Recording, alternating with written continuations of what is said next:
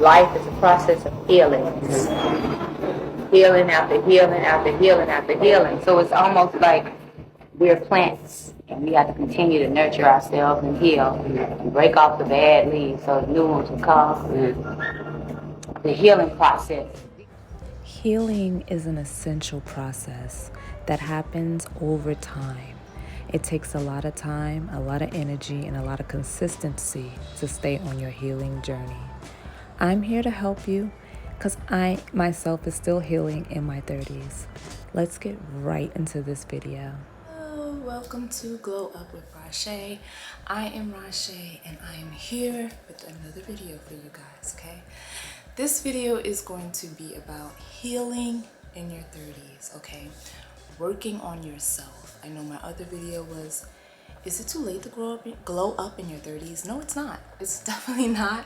I feel like this is the time where we step into ourselves truly and authentically, and because we're all on an ever-changing, everlasting journey, constantly learning, constantly evolving, constantly learning more about ourselves. And this video is just to give you little tips that I'm doing through my healing journey. And also, if you guys want to check out healing affirmations, I have a whole podcast dedicated to that. Be the Vibe Goddess. Go check me out on all platforms where podcasts are streaming. Let's get right into this video. One tip has been that has been successful for me right now, like literally, is therapy. I advise everybody to seek therapy, seek counseling. Even if you think nothing is wrong with you, nothing doesn't have to be wrong with you mentally to see a therapist. Like, everybody think, oh, you have to be mentally disturbed to see a therapist. No, you don't. You know, this is somebody that you can talk to about things that you just don't want to tell anybody else, or if you don't feel comfortable with telling anybody else your things that you experienced or what you're going through at the moment. Just let go, and a person that's not going to judge you, a person that can be a mediator in situations that can solve problems for you that maybe you don't see, the problem, or see how the solution to the problem. I advise you all to do therapy sessions. In the people of color community, it is looked down upon when someone go to therapy, and I feel like, what? If you need help, if you need that extra help, or if just you need that push, motivation, whatever it is that you can't get from anybody else, or if you want to tell things to that you don't want to tell anybody else, seek a therapist, okay? That works for me. It should work for you. If you don't want to see a therapist, you could do a life coach. I'm a life coach. If you want to book a session with me, one-on-one, just to find your purpose, if you're, having issues finding your true purpose, or what's your mission, what's your goal in life, or just have problems with your love life, friendships in general, how to find your feminine side, or whatever the case may be, I'm here for you. Life coaches is another aspect as well that can just give you that motivation and push, because we all need that sometimes, that we need, okay? I feel like this is very necessary because this keeps you in your sanity and your peace as well. Create a self-care routine.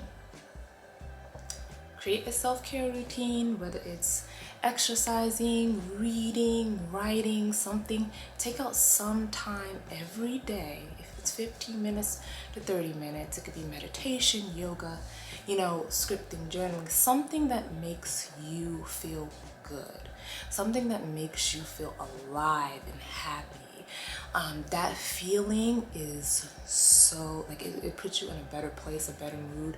I advise you to do it, the first thing as you wake up in the morning, you say what you're grateful for, you go right into your writing, or to your music, or whatever feeds your passion and your drive. Definitely put aside 15-30 minutes, or even an hour, and if you have more time than that to do it, because that's a self-care routine that it's not like, I'm not talking about the skincare and the bubble baths. I'm talking about the mental self-care routine that we all need, the mental break that we all need to truly focus on 30 minutes just on ourselves, just on our true talents, passions, and purpose. If that can if you could do 30 minutes a day, I guarantee you this will transform your mindset. Doing 30 minutes a day of doing something that you love for 30 minutes is going to transform your life. I guarantee you, it's going to make you happier, you're going to feel better about yourself. It's just motivating, and except doing the same old robotic routine with work and home life, just put aside every day something that you love to do. Now this is a big one because I don't know if everybody is going to agree with me on this, because I know some of you ladies and gents love your wines, your beers, your champagnes. I quit alcohol completely for about maybe 8 to 9 months now. I've been alcohol free, living my best life on mocktails and sweet drinks and just, you know, things that feeds my soul instead of, you know, I feel like, all right, for me, I'm speaking on my behalf, and this is part of my healing journey. Alcohol put me in a dark space.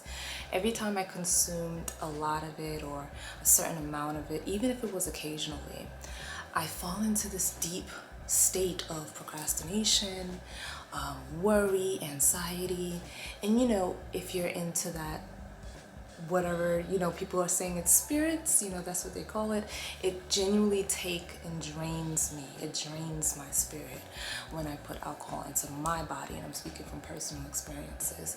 So alcohol is definitely not for me. It got me brain fog, and I couldn't do ideas. I couldn't spark up things creatively that I love to do. It just was not for me. It wasn't working for me. And it was a lifestyle choice to cut alcohol completely out of my life. And it was hard at first, but once I did it, I stood my ground. When I go out with my friends, they have their little cocktails and drinks, and I'm still like, girl, give me a mocktail. It was, you know, that pressure at first, that social pressure. And also, alcohol for a lot of people is like a stepping stone, a stool for you to have fun. Alcohol for a lot of people, you know, just give them that energy, or that other personality can come out. They can have more fun. They can be more, you know, outgoing, or whatever the case may be. And I've noticed that I was more outgoing. I probably was more fun. But now that I cut out alcohol, I'm like I wouldn't go on a dance floor without alcohol. Like, I had to get some alcohol and able to go up there and dance. And now I'm going on those dance floors, okay? I'm shaking my tush left and right. I'm talking to everybody. I'm smiling and doing my fun, having my fun. Even my sister was like, whoa, you're like real fun. You're more fun now than you were drinking. And I'm like, yeah, girl, because I pushed myself to the point where I'm like, I don't need alcohol to have a good time. I don't need alcohol to be my true self. I don't need alcohol to get on the dance floor and have fun. Why? And I did some deep searching, and I'm like, that was my push. That was like my stool, my stepping stone. Every time I go out, I wanted to get alcohol so I could have more fun. And I'm like, now I don't need no alcohol to have fun. I'm just gonna have fun, honey. I don't care what nobody says. Watch me from the dance floor, because I'm gonna be dancing all night long, Lana Richie style. But that was me. That was something that I had to deal with. Alcohol, being alcohol free now, totally different. I feel the difference with my body, my spirit, my mental. Everything is definitely coming together for me now. I can be more creative with my endeavors. I can get into more. I feel like I have more energy to do certain things. I don't fall into that, you know, depressive state or deep thought state, I like to call it. I don't like to call it depression. I like to call it a deep state of thought. That deep worryiness and that deep anxiety. I don't fall into that as often as I did when I was drinking alcohol. Now, being in our 30s, honey, I know we have that work, that job, whatever we got going on, maybe school, getting that master's degree or bachelor's degree, or kids, or wife life, or, you know, whatever you got going on. I know you have it going on. We have to create a balance, okay, between work and personal life. We have to create that balance, okay? I got a career within my degree that is it's a good career, okay? It's a good career, I'm not gonna lie. But when I found myself in this career, I'm like really shifting my goals right now. I wasn't concentrating on my creative side, and my creative side is what drives me. And I'm like, okay, how can I do this? And I'm speaking to my therapist, and I'm like, how can I do this? How can I create a balance between the two? And he told me that if creativity is what drives you, then you don't even have to think about it. It should come to you naturally on when and where you can do this. So now on my days off, I take time out to create YouTube videos, to create podcasts, to create, TikTok posts, because this is something that I truly love to do. It shouldn't feel forced. It comes naturally to me. I get on the camera and I just start blabbing off at the mouth like right now. And, I speak from my heart and from my spirit. So it just comes out and God speaks through me. So it just flows, And it's something that I love to do. So I put in a lot of effort into my creative work just to keep my drive and my passion alive still, even though I have a job. We have to find that personal life balance, okay, to still have our personal life, still go out with your girls, still go out to dinner, still do those date nights, get that family time in still. We still have to create that balance. I know sometimes it can be very tough to grasp the time to do anything because we feel exhausted after work. But we truly, truly have, it's definitely a must to maintain a healthy state of mind and a healthy mental state. You just have to find that balance, that work and home life balance. And last but not least, find some stress management tools. So if it's journaling, journal it out. If your kids is getting on your nerves, journal it out. Meditate it out, yoga it out, exercise, sing it out, whatever you have to do to find those stress management tools, because sometimes I get angered quickly. I used to have a horrible temper. It is not so much there, but I realize it's still there a little bit. It's still lingering on, it's still like, I want to whatever the case may be. I don't have that good temperament, okay, that I used to have. I never had it, let's be honest.